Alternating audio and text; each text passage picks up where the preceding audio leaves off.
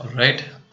Very good evening to one and all, and welcome to this webinar speaking specifically about the technical interview preparation, the tips and tricks on how you should prepare for the technical interviews. So, what is very delightful to us, or it's a great news to us, that a lot of the Edyst students are now eligible for the upcoming interview session. So, first the round was the coding round. A lot of the Edyst students have cleared the coding round, and now it is time for you to go for your interviews. So that's great. That's really great news for us. And how do you go about attending the interviews is what we will cover in this webinar. Very specifically, the webinars are upcoming for the TCS NQT Select. So those of the students who are selected by TCS NQT for the next round for the interview for their Ninja profile, that is the interviews that are happening right now. And this webinar is specifically for all of you students who want to do good at technical interviews, and we're very specifically going to talk about the TCS Ninja technical interviews that have been happening recently. What is the format of those interviews, how they are happening, and what you should be prepared with. So before I start, as always, please make sure you subscribe to this channel and you share this with your friends, because a lot of your friends will be going for interviews. You want them to also gain from this. You also want them to clear their interviews clearly. The elimination round is over. The coding round was the major elimination round. In interviews, the interviewer is looking for reasons to hire you. They want some reason for you have to, that spark has to be there. You have to say something and they just will hire you. So they're looking for that thing about, okay, what should I hire this person for? They are not looking to eliminate you in an interview. They're looking to figure out how to hire you. So please make sure you share with your friends.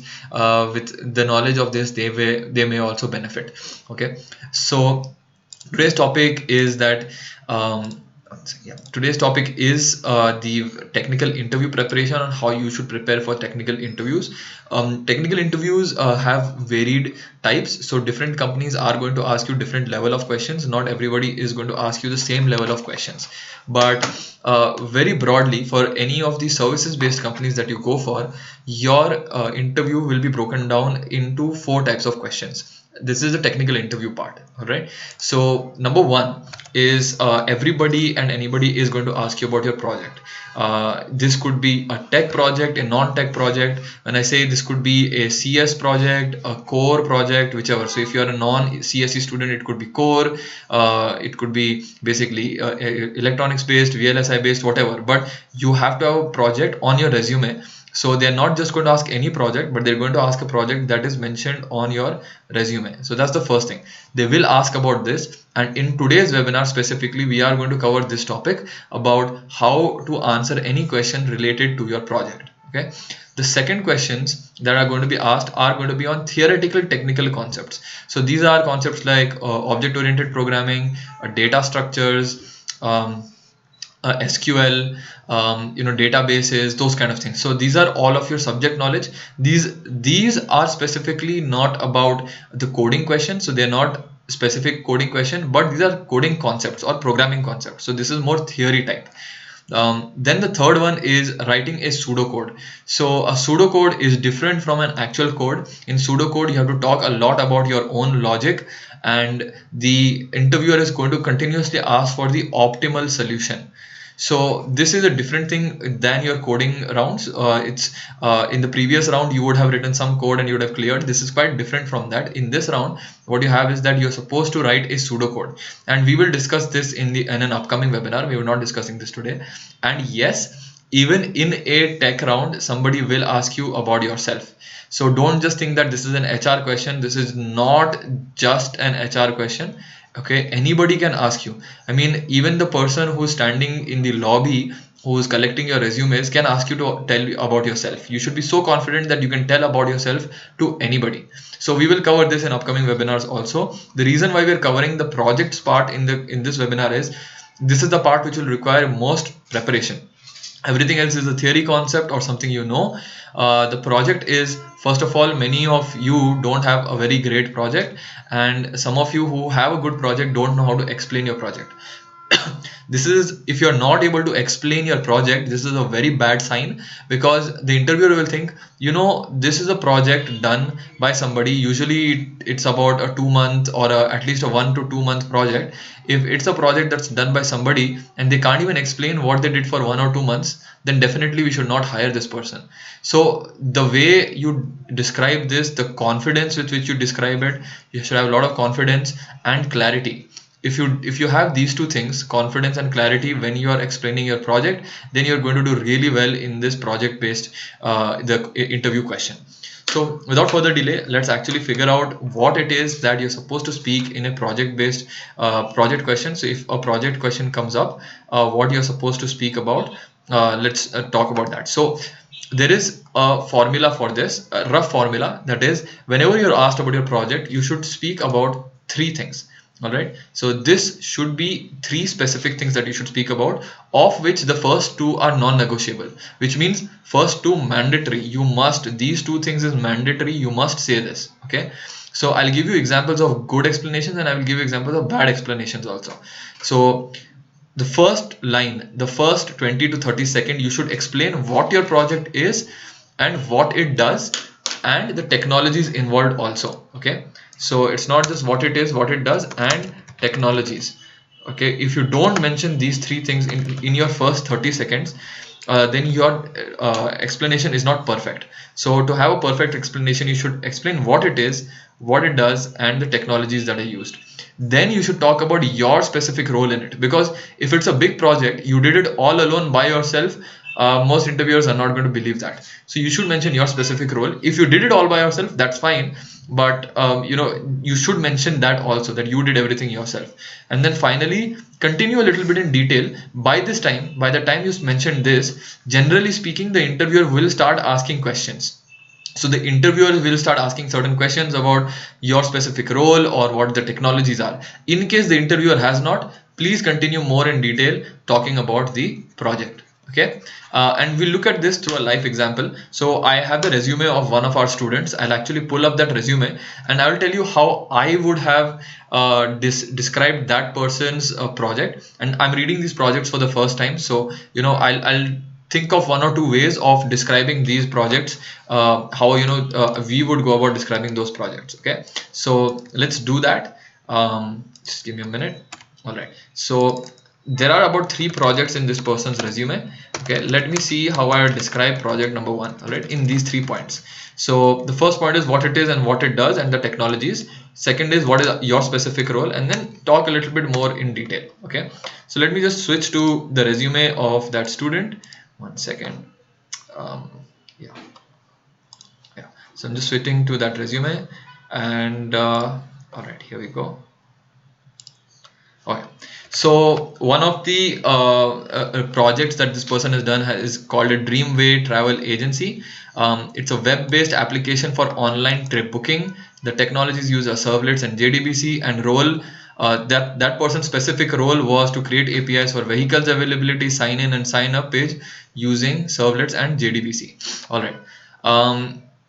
Okay, so I'm a little bit confused about this project, first of all, because if it's a web-based application for online trip booking, then what does it mean for APIs for vehicles availability? Is he renting out vehicles? So that itself is a slight confusion, which an interviewer might ask. But we'll come to that confusion later on. We have these 3 bullet points. The way I would describe this is I would just look at it and I'd say, okay, so good morning or good evening, sir or ma'am. My project was a web application that helps users book online trips. This web application was created using servlets and JDBC. So this is just like a one-liner. In just one line we explained that it is a web application that allows users to book online trips. So what it is, an online web application, what it does, allows users to book online trips, and what are the technologies used? Servlets and JDBC. Okay, make sure this one line is ready with you in a 20-second or a 30 seconds always. Okay, anybody should be able to wake you up in the middle of the night and you should be able to say this. So in 30 seconds if you say this, now the interviewer is all of a sudden thinking, oh okay, so the interviewer can ask you At this point, if the interviewer interrupts you, they can interrupt you for two things. One, tell more about the functionality of the project, or two, tell more about the technologies used. So they can interrupt you for both these things, so keep that in mind. So we'll come to that in just a bit. Okay, so just going forward, what was the first point? So if you remember, we'll just correlate with our slides. What was the first point that we had? The first point was what it is, what it does, and the technologies used. Okay, in this case, what it is and what it does and the technologies used, we said we created an online application or a web application that allows users to book online trips. We used JDBC and servlets to achieve this application. Then you go about your specific role. My specific role was to write the backend APIs that would tell if a certain trip is available or not. So that specific person has written that specific API. Okay, that's my specific role here. We can keep going on. If the interviewer doesn't interrupt us, then we can keep going on. In this API, I created one GET request and one POST request.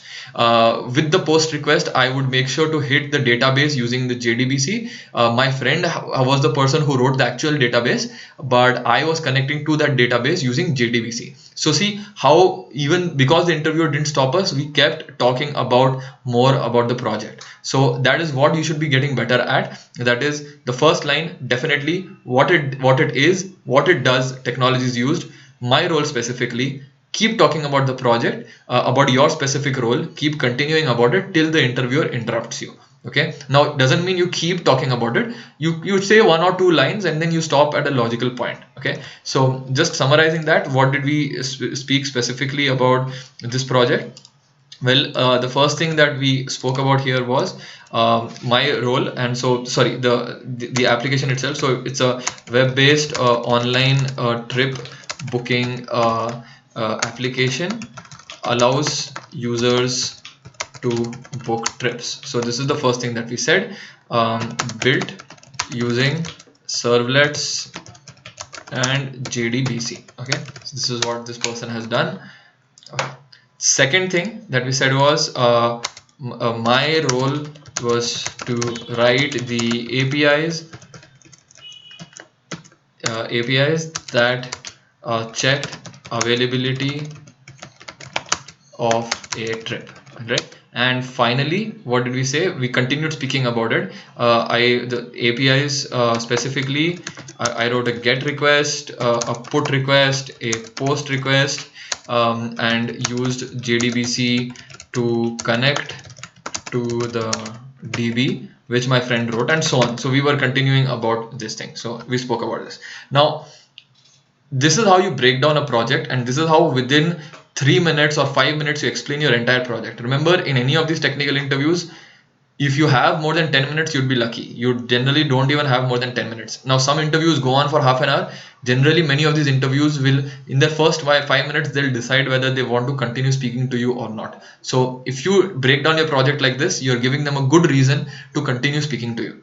Before I go on to other projects and other examples, I want to show you some of the things that you should be prepared for. You should not just prepare these three things. These three things are your opening statement. So these are the three things that you'll speak about whenever somebody asks you about what's your project. What will start happening is each line of yours can further generate more questions. For example, that allows users to book trips is what we said, right?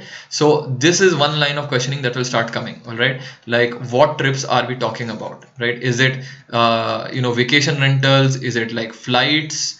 Is it trains? Is it something else? Is it vacations, right? What is it? So these are some of the questions that might come in. Okay, right? These are some questions. The second thing that might just start coming is what is servlets? What is JDBC? You only mentioned servlets, you mentioned JDBC. What is servlets? What is JDBC? What other framework did you use? Why did you use servlets? Why did you use JDBC? Now, when you say why did you use servlets or why did you use JDBC, many of the students say, sir, because my professor told me to, that's why I use servlets or JDBC. That is the wrong answer. The correct answer is, sir, as I am already well versed in Java, I wanted to pick up a servlets and JDBC because those are the solid software that is written in Java. That is a good answer. A bad answer is, sir, my professor told me to, that's why I did it.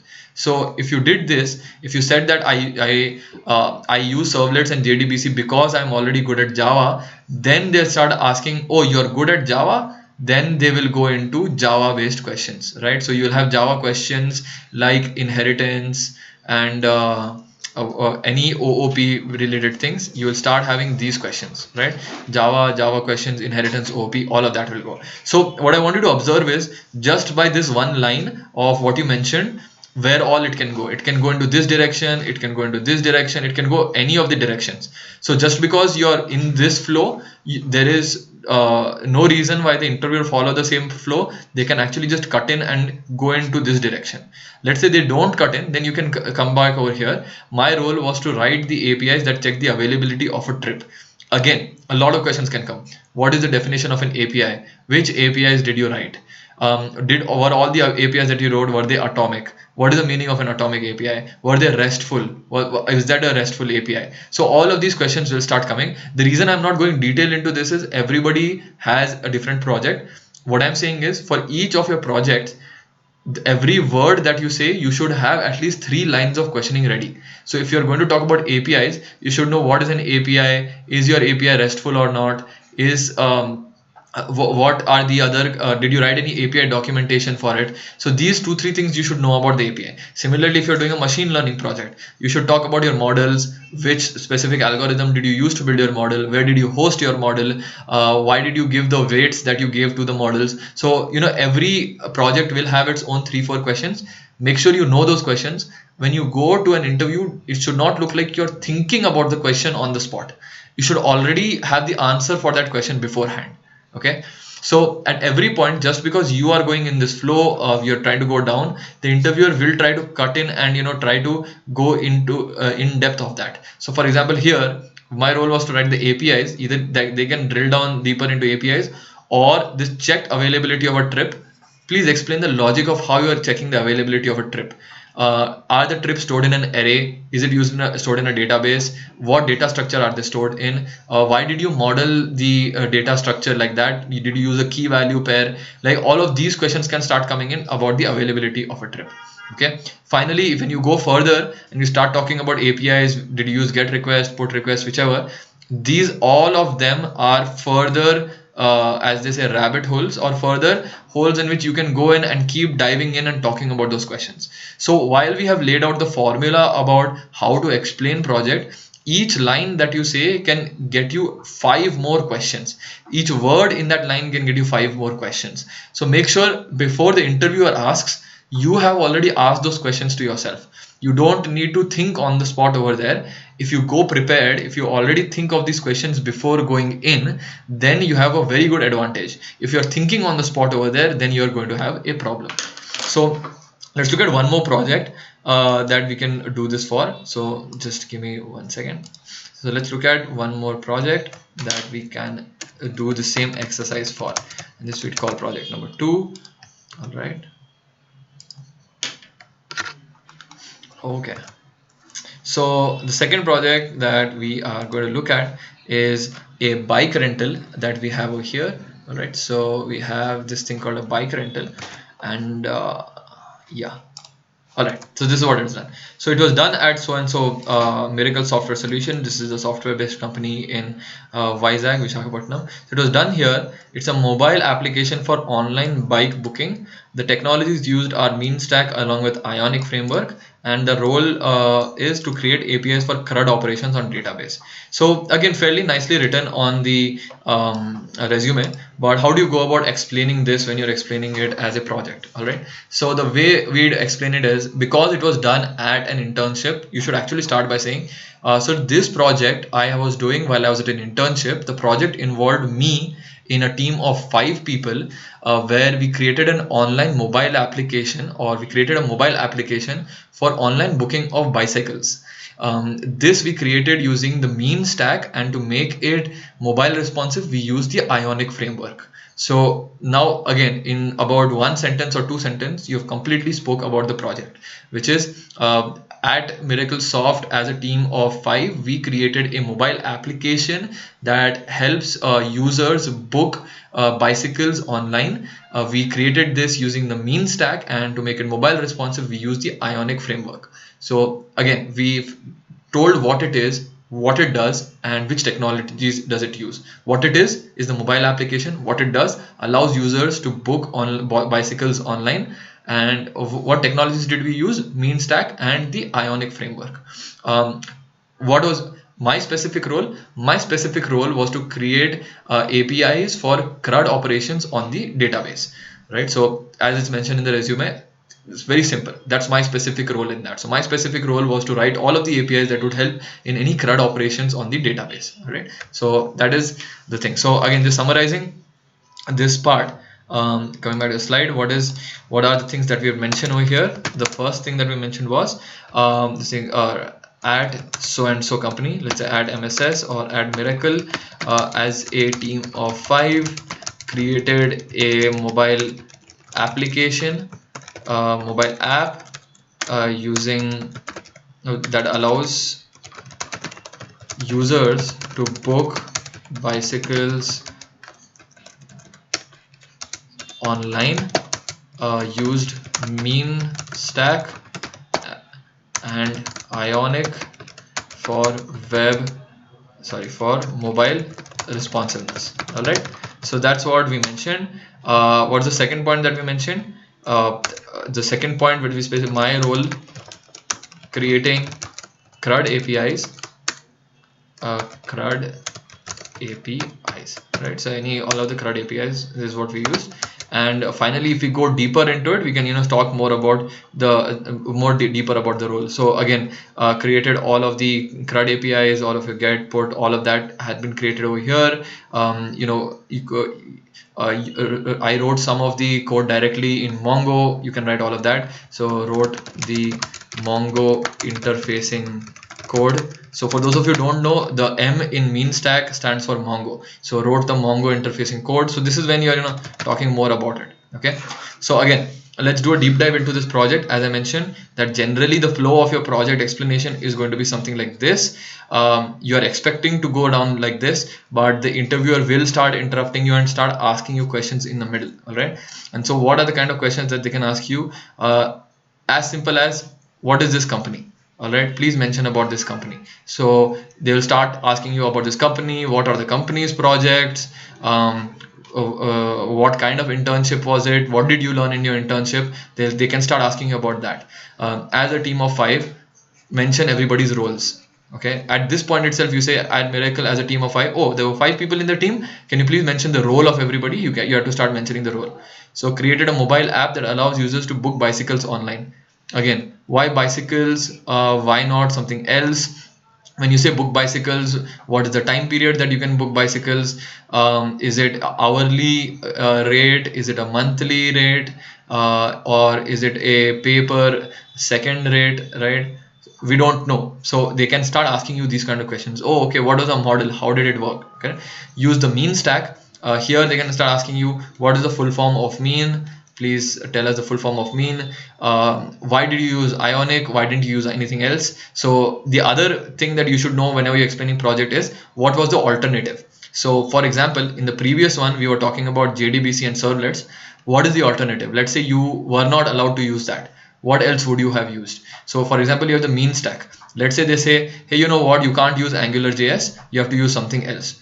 Do you know all of the alternatives? Like, do you know that you could have used React, or you could have used Vue, or you could have used Ember? There are a bunch of other frameworks, but do you know that or not? Okay. Similarly, you used Node. Could you have used another backend? What are the other databases available other than MongoDB? Is MongoDB, which M stands for MongoDB, is MongoDB a relational or a non-relational database? So all of these questions will start coming the moment you start mentioning mean stack. Similarly for Ionic, why did you end up using Ionic?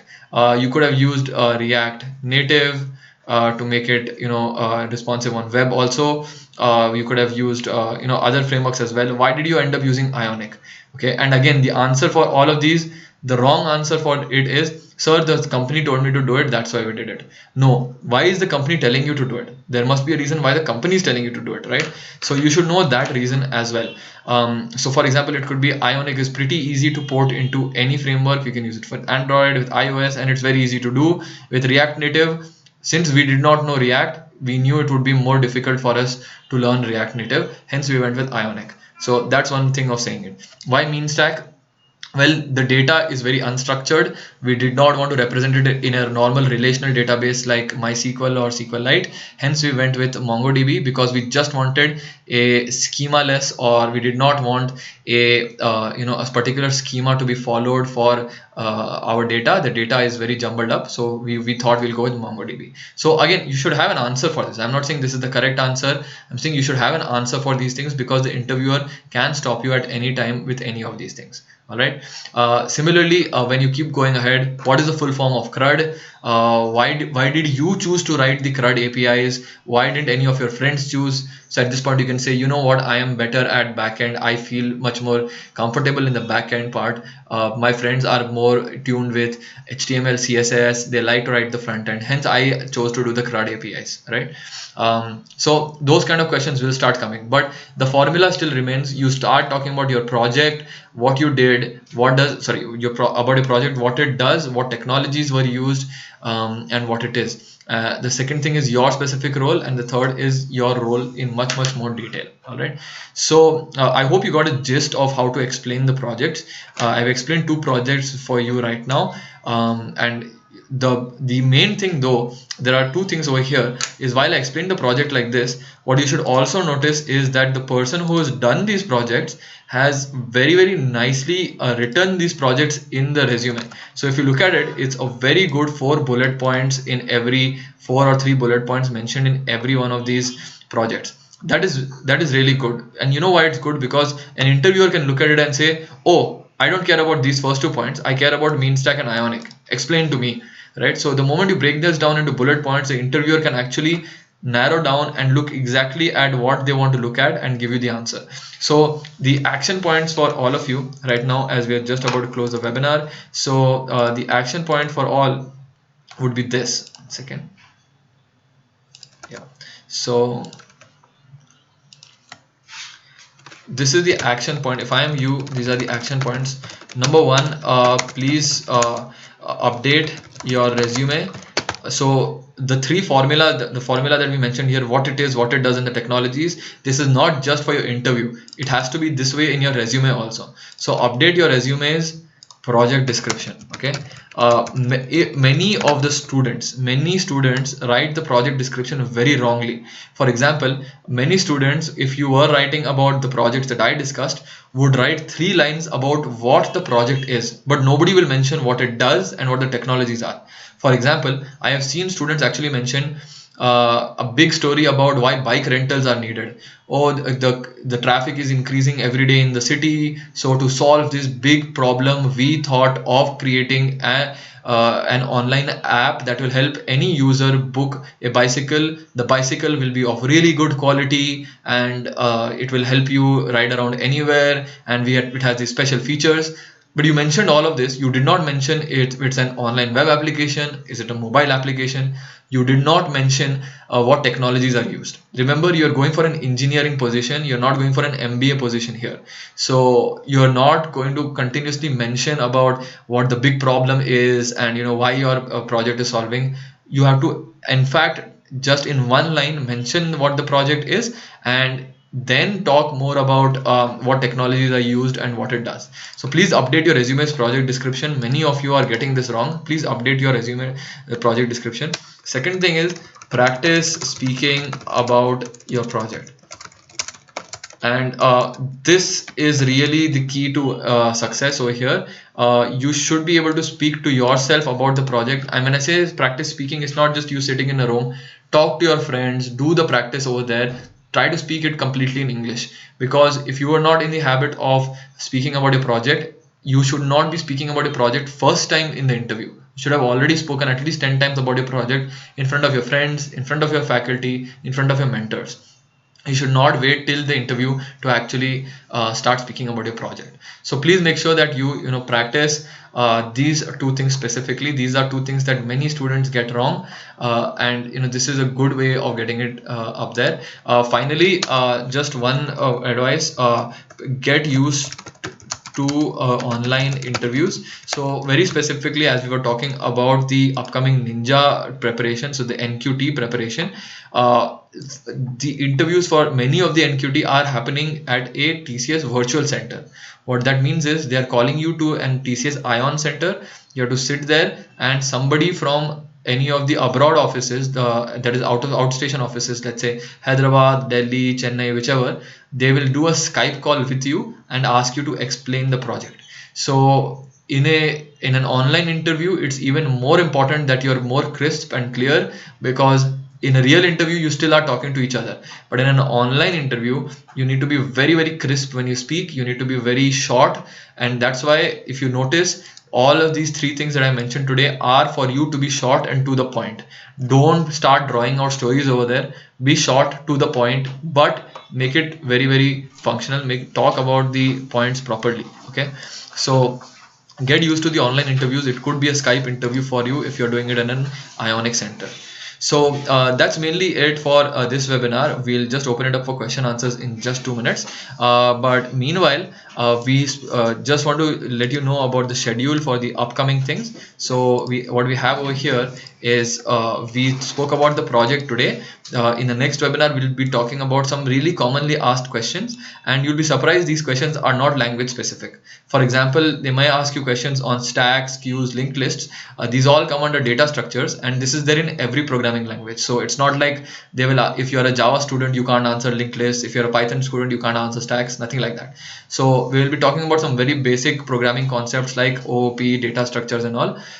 Then in the webinar after that, we'll be talking about how you can write a pseudocode and you know explain that pseudocode. And this is quite different from writing an actual code. So do attend that webinar. And finally, we'll give you some tips and tricks on how you can talk about yourself, because even though it's a tech interview, they will still ask you about yourself. Like I said, it's not just restricted to an HR interview.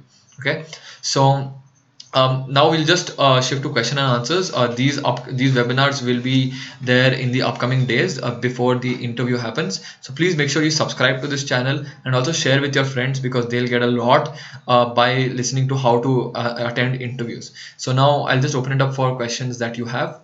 The next 5-10 minutes are for that.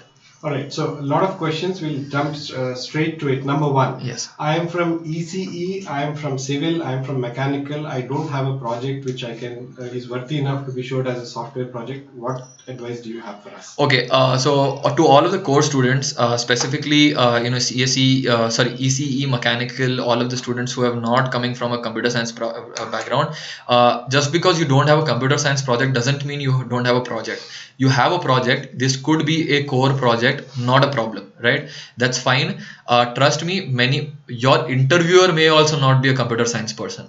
They could have been an ECE person. They could have been a mechanical person. There are many people working in TCS, in all of these companies, who have come from non-CS backgrounds. So they will know the questions to ask you. For example, if your project is about, let's say, VLSI, right? Be prepared with the exact same formula that I mentioned over here. What it is, what it does, what is the technologies, and the interruption points that I mentioned here, that somebody will interrupt you about JDBC, just substitute this with VLSI. They'll start asking you about VLSI, or they'll start asking you about transistors or semiconductors. So it doesn't matter if you don't have a core project, sorry, if you don't have a computer science project, the same thing applies. You would still be asked the same questions about a core project as well. The bonus is, if you're an ECE student and you somehow manage to do a software project, or if you're a mechanical student and you somehow manage to do a software project, then please include that in your resume. That is a bonus. But as far as core students go, even if you don't have a CS project, it's still fine. Still follow the same formula that I mentioned, and and make sure that you're confident in all of the topics, even of your core branch. Okay. So very interesting questions, and it is universally asked by most people, but this specifically is by Shankar. I don't have a project, but I have done my internship in ethical hacking. So can you please explain to people whether they have done a workshop or in internship or a mini project, how to present it as a project? Okay, very good. So Shankar's asking specifically that although I don't have a project, I did an internship in ethical hacking. So how do I go about explaining that? Well, when I say project over here, it's really anything that's outside your curriculum. So this could be a workshop that you attended. It could be an internship that you did, right? So it's any one of those. Although it is generally a project or an internship, it could be a workshop that you have done.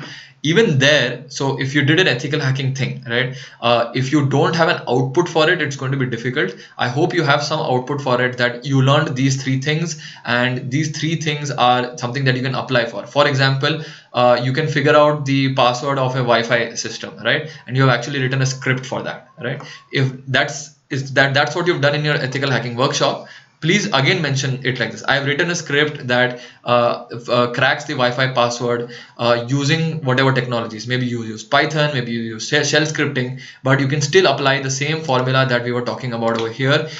Just because you did a workshop doesn't mean that you can't apply it. Same thing goes with internship.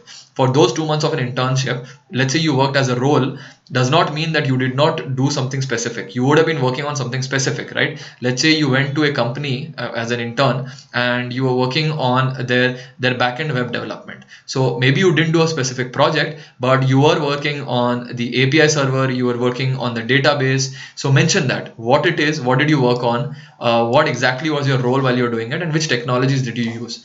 The key here is they should know that you know how to articulate or talk about what you did. That is what they're looking for. They're looking for, can you explain what you did, and can you talk about the technologies that you used? If you talk about these two things specifically, all of the conversation comes out later. And so these two things are not exclusive to a project. These two things can happen in an internship and a workshop also. Make sure you follow this formula so that you can word your project, internship or workshop in the similar way. Okay. So the second most asked question today is that uh, uh, we are in the middle of our project. The real project will come later. We are in the middle of it. It's not yet complete. How to present it? Okay, very good. So one of the questions that been asking is, we just started 4.1, we are in the middle of a project. How do we go about explaining that? Well, one of the first things you should do when you are in the middle of a project is, if you see on your resume, if you see in this resume, for example, this person has mentioned the dates, right? Even on your resumes, you should have the dates mentioned. The only difference here is, you mentioned the date, let's say it's starting at some time, the ending date has to be present. So you have not yet continued, you've not yet completed it, so it's still ongoing or present, right? Please mention that in your resume so that somebody can ask you, okay, what is your current project? Start explaining your current project. In your role, don't, for example, here this person has said I created APIs for vehicle availability. In your role, you can tell in the interviews, currently I'm working on designing the APIs, and my next two steps are going to be to connect it to the database and then give the output. So the role, the tone changes. If you had already completed your project, you would mention that it's everything is done. But what you will mention now is, I have done these things, these ABC things, and in the next 2 months I'm going to do these XYZ things. So that will tell the interviewer, give you clarity, give the interviewer clarity that you have planned out your project. You're not just coming in every day and trying to think about something. So make sure that for all of your projects, you know what are the steps, the upcoming steps, and you mention in the interview that currently so far our progress is that we did this, we created the APIs, and we just started the connection to the database. And in the next 2 weeks, I'm going to connect to the database and then start designing the database also. So that's how you should mention if you're currently ongoing in a project. Okay, so a couple of very generic ones, but with a lot of respect, because this is the first time they're going for interviews. Should I even take a printout of my resume? And two, what kind of a resume format is expected by TCS? Okay, very good. So, two questions that, and these two questions are generally asked by most freshers. Number one, should I take a printout of your copy of your resume? Absolutely yes. Please take out a printout of the copy of your resume. In fact, don't just take one printout. Our advice is you take it in double digits. At least take 10 printouts, because your resume is going to be used left and right over there. Anybody, the person who's checking your who's checking your availability, who's sending you to different panels, will use your resume. The panels will use, each panel will have more than one person. So let's say you take only one resume. Are you going to give that resume to somebody and say, can you please share amongst yourselves? It will look very, very odd. Instead, what you should do is have multiple resumes with you, give it, and don't expect you'll get back your resume. So let's say you are going for 3 rounds. Each of the round has 3 panels. Expect that you're going to give 9 resumes and you're not going to get back those resumes. So always having more resumes is a good thing. Photocopying is a really cheap option. Just get those resumes. Don't think that you'll go there, get a soft copy. Don't go into that detail. Just make sure that you have the resumes, as many resumes as possible. Now, what is the format by TCS? There's no specific format as such that TCS has given, at least none that we are aware of. There is no such format. 2-3 tips that we'd like to share. Please make sure that your resume is just 1 page. 2 pages as a fresher, there's really no, like, even when we see experienced people having resumes, nobody has 2 pages resume. So you're a fresher. The more if you make it a 2 page, it just goes to show that you added some extra stuff. You don't need those many things. As far as resumes goes, most of the online resume builders have really good formats. Make sure you follow one of those. More important than the format is your grammar and your spelling. Please make sure you do a grammar and spelling check. Your format can be bad, but if your grammar and spelling is good, that's okay. If you have a really fancy format, but if your grammar and spelling is bad, nobody is going to accept it. It's going to look very unprofessional. So make sure that your grammar and spelling is really good in your resume. Can we have a full view of the resume So format this format that we were showing of this person, this is completely developed online, and if you go online, you will get this as well from one of the websites. So this is how that person's resume looks actually. 1 second. Yeah. Yes. So as you can see over here, the name, the tagline, the person has actually mentioned their LinkedIn ID, their phone number, their email ID, but more importantly, the technical skills are mentioned. Now, again, just to go through the resume once, the technical skills that are over here, the important part is do not mention any technical skills that you are not aware of. For example, a lot of the students try to mention AI, ML, Python, all of that. If you are not good at those skills, please don't mention them, because anything that you mention in your technical skills, they are definitely going to ask you. Okay, this is the educational stuff. 2-3 things most students always forget. Many students write BTech, they forget to mention their branch, so please mention your branch. Many students don't mention the dates. You have to mention the dates. When did you do BTech? Did you do it in 2005? No, right? You did it this year. Please mention the dates, as this person has mentioned over here. Similarly with the intermediate and SSC.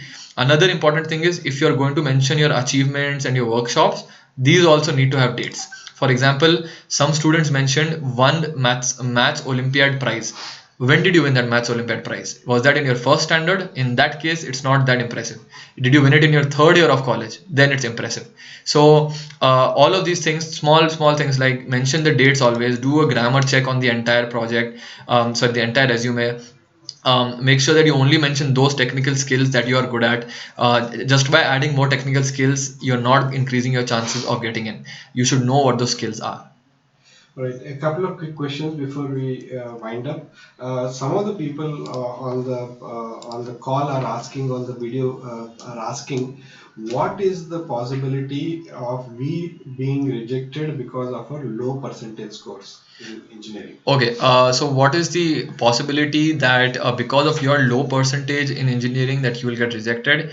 Frankly, I don't think that that is a consideration at the technical interview round. The first consideration always in a technical interview is how well you answered the technical interview. The possibility can come when two people are really good, really equal, and they have to eliminate one person. At that point, they might just take in the percentage. But if they're going to take the percentage, they're not only going to take the BTech percentage into account, they are also going to take your test scores from the first round. So if you have given TCS NQT, they are going to take your English, your aptitude, your programming, your code. They're going to take that into account, as well as maybe your percentage. So it's going to be a complete package of that. So but the major thing is, if you did your interview really well, that will only be used as a tiebreaker mostly. All right. So, can you please tell us what are the other webinars which are happening, and other than the project, which is the most important, we understood, what are the other 2 or 3 things we should be prepared for? Okay, so apart from the project that we have spoken about, there are two, three things that you should know. The upcoming webinars that we're going to talk about today, we discussed about this, but the upcoming webinars, we're going to talk about some important coding concepts for interviews. These coding concepts are not language specific. For example, if you talk about object-oriented programming or data structures, they can belong to any programming language. They are not related just to Java or just to Python. So we're going to talk about these concepts. These are important. Writing a pseudocode, I would say after project, writing a pseudocode is the most important, because this is a new thing. Many of you don't know how to write a pseudocode. When asked to write a pseudocode, you will end up writing code. So this depends a lot on your logic, on how you are able to write logically correct pseudocode. We will cover this in an upcoming webinar. Finally, talking about yourself, this is more of an art. This is more about there is a formula to this, but this comes with practice. This also comes with good communication skills. Still, it will be asked in the technical interview also. So these are the four things that you should be good at, and we will be covering all of these in the upcoming webinars. Right, so thanks everybody for joining. It's been great to have all of you. I hope you like this new topic of technical interviews. We've been so far covering only coding questions, but I hope you like this technical interview round. If you liked it, please mention in the comments so we know. Do give your feedback if you think we missed out on something. We are always listening to your feedback, and make sure you subscribe to this channel and share with your friends so that more and more people can benefit, especially all of the people who have got selected for interviews. If they benefit from it, then it will be really, really great. And so wishing everybody all the best for all the upcoming interviews. I'm sure everybody will get placed. Wishing everybody all the best, and I'll see you in the next webinar. To know the schedule of the next webinar, please subscribe. You will get the notification. If you click the bell icon, you'll get the notification about the next webinars. Thank you so much, everyone. Good evening, and see you all for the next one.